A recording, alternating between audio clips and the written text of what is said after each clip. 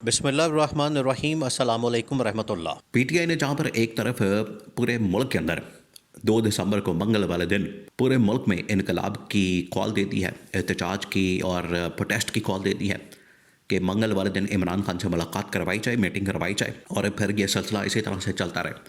अब मुलाकात के अंदर रुकावट डाली गई, कोई मसला पैदा किया गया, कोई किसी किस्म की प्रॉब्लम पैदा की गई, तो फिर हम धरना देंगे, एहतजाज करेंगे, लॉन्ग मार्च करेंगे। और अगर मुलाकात करवा दी जाती है तो फिर आपको पता है इमरान खान तो पहले ही तैयार बैठा हुआ है, सुहेल अफरीदी तो पहले ही तैयार बैठा हुआ है कि उधर इमरान खान की कॉल आए, इमरान खान का सिग्नल आए तो हम इस्लामाबाद की तरफ अपना एहतजाज जो है वो शुरू करते हैं। तो अब ये गवर्नमेंट के लिए देखें, जहाँ पर ये पीटीआई के लिए डू और डाई सिचुएशन बन गई है आर या पार वाली, बिल्कुल उसी तरीके से अब गवर्नमेंट के लिए अब एक और ऑप्शन सामने है। ये एहतजाज, धरना, लॉन्ग मार्च, ये तो ऑप्शन आपको पता है पिछले काफ़ी अर्से से जारी है। अब जो पीटीआई की एक और ऑप्शन सामने आई है, जो कि इमरान खान ने कहा था कि आपने राइट टाइम का इंतज़ार करना है, अब वो राइट टाइम आ गया है। इमरान खान ने पार्टी को ये कह दिया था कि जब आपको लगे कि हालात फंस गए हैं और चीज़ें हल नहीं हो रही तो फिर आपने क्या करना है, आपने फिर काम ये करना है कि आपने तमाम के तमाम जो कौमी असम्बली के अंदर आपके एमएनए मौजूद हैं, सेनेट के अंदर सेनेटर्स मौजूद हैं और पंजाब असम्बली के अंदर एमपीए मौजूद हैं, या तमाम के तमाम लोग इस्तीफ़ा दे के बाहर आ जाएं। वो तकरीबन को 100-200 के करीब इस्तीफ़ा बन जाता है। ये तमाम लोग बाहर आ जाएं और पूरी गवर्नमेंट को, निज़ाम को, हुकूमत को आप चोक करते हैं, आप उसको जाम करते हैं। ये वाहिद ऑप्शन बचता है।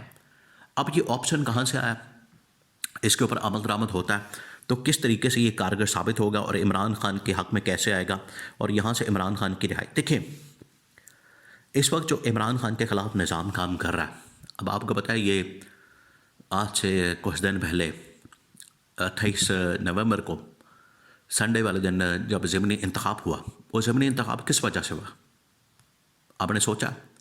सवाल सबसे बड़ा ये था कि ज़िमनी इंतखाब भी हुआ और नून लीग ने जीत भी लिया, लेकिन ये कैसे हुआ? इसके पीछे असल जो साजिश थी वो ये थी कि पीटीआई के जो एमएनएस हैं उनको पहले डिस्क्वालीफाई किया जाए, उनको पहले नाअहल किया जाए, उनको पहले वहाँ से हटाया जाए और जैसे ही उनको हटाया जाए, डिस्क्वालीफाई किया जाए, उनको सीटों से नाअहल किया जाए, तो उसके बाद वहाँ पर नून लीग के जो एमएनए हैं उनको जतवा दिया जाए।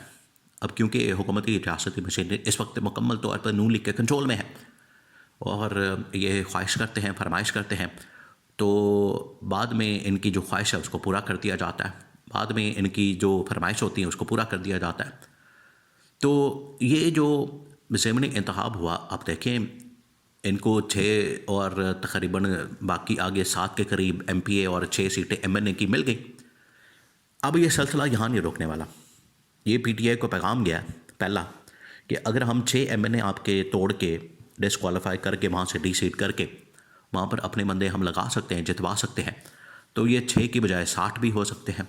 6 के बजाय अब पूरा का पूरा ही आपका जितना मैंडेट है उसको हम नाअहल करके, डिस्क्वालीफाई करके घर भेज के अपने लोग ला सकते हैं। तो ये एक प्लान मौजूद है। अब इसका काउंटर ये है, देखें जब एक प्लान बन गया कि आपको घर भेज दिया जाएगा, आपके तमाम एमएनए ऊपर से फ़र्क कर दिए जाएंगे, तो क्यों ना आप उसका काउंटर चलें।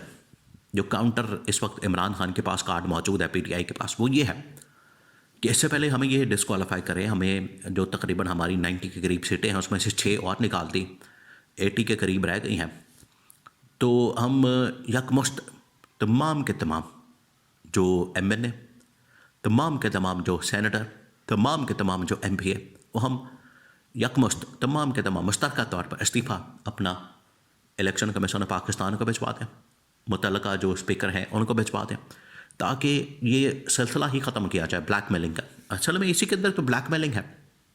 2 तरह से इसके नुकसान होते हैं पीटीआई को। नंबर 1 ये कि ये जो एमपीए बन के बैठे हैं ये कोई काम ही नहीं करते, मुराद मिल रही हैं, अंदर एंजॉय हो रहा है और तकरीरें होती हैं और उन्होंने एक डिबेटिंग क्लब बना दिया है।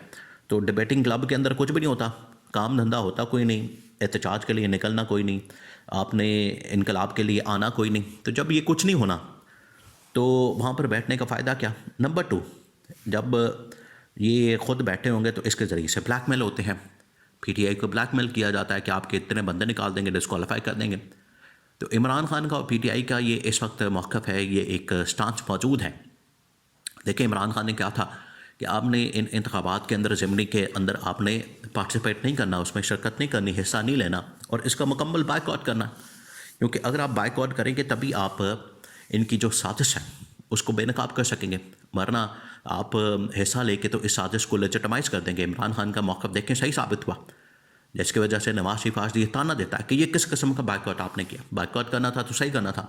तो इसका मतलब है कि इमरान खान सियासत को समझता है बेहतर अंदाज में, उसको पता है कि जब आपने बायकॉट करना तो कैसे करना।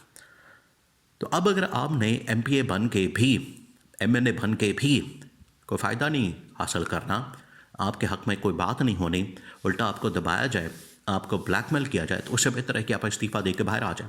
तो ये ऑप्शन है इस वक्त PTI के पास, इमरान खान के पास, कि हम इस्तीफ़ा दे के, रिज़ाइन दे के तो बाहर आ जाएँ, और बजाय इसके कि हम अपना सेनेट के अंदर बैठें या कौमी असम्बली के अंदर बैठें या सूबाई असम्बली के अंदर बैठें, उससे बेहतर है कि हम इस्तीफ़ा दे के बाहर आ जाएँ। तो ये एक ऑप्शन एक बार फिर से 2-3 अब ऑप्शन टेबल के ऊपर रख दी गई है और ये बड़ा ज़रूरी है।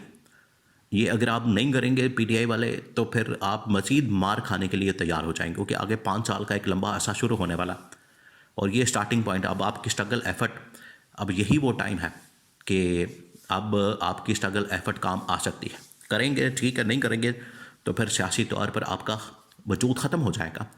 अब होने ये जा रहा है 2-3 ऑप्शन, एक एहतजाज, प्रोटेस्ट, लॉन्ग मार्च, धरना, इसके लिए इनकलाब की बुनियाद 2 दिसंबर और भरपूर अंदाज में अडयाला जेल के बाहर से ये शुरू करना है सिलसिला, ये शुरू होने जा रहा है। नंबर 1 ये। नंबर 2 ये कि अब हमने अवाम के अंदर आना है, पब्लिक में आना है और ये अडयाला जेल से सिलसिला जो है पूरे पाकिस्तान के अंदर इसको लेकर जाना है। ये हो गया नंबर 2। तीसरा जो ऑप्शन है, जो यही रेजिग्नेशन वाला, इस्तीफ़ों वाला, तकरीबन कुछ 100 के करीब या 200 के करीब, जो कि सेनेट से, कौमी असम्बली से और सूबाई असम्बलियों से बनता है, तो तमाम के तमाम इस्तीफ़े दे के बाहर आएँ, रिज़ाइन दें और वहाँ से निकले और रिज़ाइन दे के हुकूमत के ऊपर एक बम फोड़ दें, एटम बम चला दें। जब ये एटम बम चल जाएगा, जब ये इनके ऊपर प्रेशर आएगा, दबाव पड़ेगा, तो उसके बाद फिर गवर्नमेंट के लिए निज़ाम को सस्टेन करना, सर्वाइव करना इस सिस्टम के अंदर, निज़ाम के अंदर बड़ा मुश्किल हो जाएगा। तो तभी फिर गवर्नमेंट को आप घुटने टेकने पर मजबूर कर सकते हैं और इस सिस्टम के अंदर रहते हुए पॉसिबल नहीं कि आप फिर इस तरह से ऑपरेट कर सकें। तो गवर्नमेंट को फिर घुटने अगर आपने ठिकवाने और गवर्नमेंट को प्रेशराइज़ करना, दबाव में लाना, तो फिर आपको ये जो हिकमत अमली है, ये जो कार्ड है इस्तीफ़ों का, ये खेलना पड़ेगा, जो कि इमरान खान पहले दिन से ही 2 साल हो गए 8 फरवरी 2024 के इंतखाबात के बाद, कि इंतखाबात हमारे किसी फ़ायदे के नहीं हैं। जब हमारे फ़ायदे के नहीं से हमें कोई फ़ायदा नहीं मिल रहा और हमारा कोई काम नहीं हो रहा, हमारे यहाँ पर तमाम के तमाम लोग अपोजिशन के जेलों में हैं, तो केसेस और मुकदमात का सामना करते हैं, तो उससे बेहतर है कि हम सिस्टम से बाहर निकलें और एहतजाज और प्रोटेस्ट और तहरीक और लॉन्ग मार्च का रास्ता इख्तियार करें।